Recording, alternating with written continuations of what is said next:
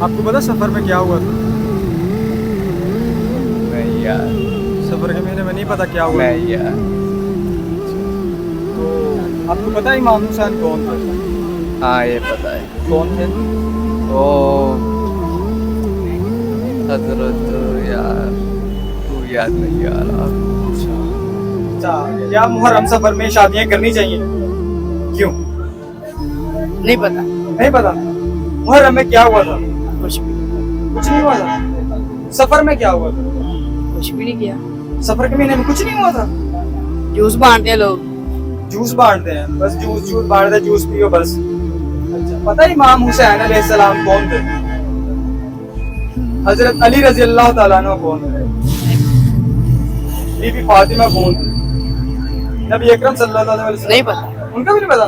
مسلمان ہو؟ کتنے سال یہ؟ کتنے سال کی ہو؟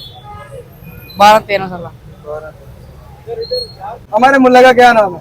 پاکستان. کس نے بنایا تھا پاکستان؟ کہہ دیا تم.